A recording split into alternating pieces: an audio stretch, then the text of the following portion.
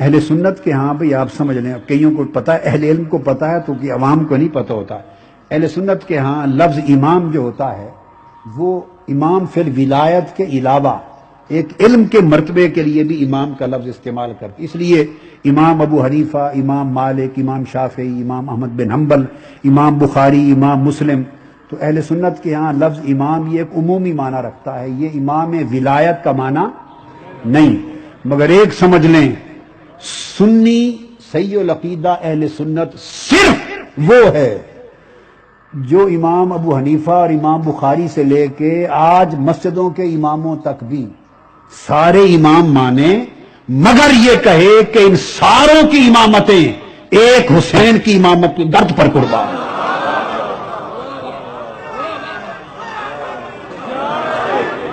جو ان سارے امام حسین کی گرد پر قربان کرے وہ اہل سنت ہے.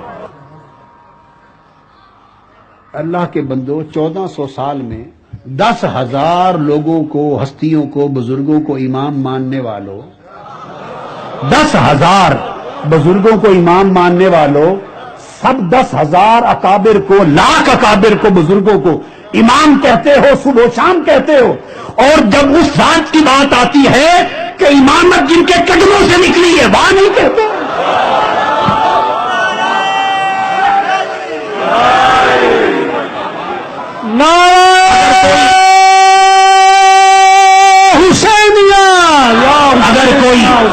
اگر کوئی جنایت میں امام بنا ہے تو حسین کے صدقے، کوئی تقویٰ میں امام بنا تو حسین کے صدقے، کوئی علم میں امام بنا تو حسین کے صدقے، کوئی فقہ میں، حدیث میں، تفسیر میں، شریعت میں، تاریخ میں، جس میدان میں جو امام بنا وہ حسین کے قدموں کے صدقے. ہر کسی کو امام کہتے ہوئے خوشی کرتے ہو، اور جب اماموں کے امام کی بات آتی ہے، جس کی جھولی کی خیرات میں امامت بڑھتی ہے، وہاں حضرت حسین کہتے ہیں. اور آپ کو پتا ہے اہل سنت ہونے کے ناطے میں فقہی مشرب میں حنفی ہوں. اپنی فقہی مشرب میں میں امام ابو حنیفہ کا مقلد ہوں، حنفی ہوں. تو میری فقہ میں امام ابو حنیفہ وہ اس لیے امام ہے، میرا فقہ کا امام حضرت امام ابو حنیفہ اس لیے میرا امام ہے کہ وہ امام جعفر صادق اور امام محمد باقر کا غلام ہے. اور انہوں نے خود کہا حسین کو فقط حضرت حسین کہہ کے چل پڑنے والوں اور امام کہنے سے کترانے والوں امام ابو حنیفہ نے فرمایا، امام ابو حنیفہ نے فرمایا، جس کو فقہ کے اہل سنت کے فقہ کے سب امام اعظم کہتے ہیں.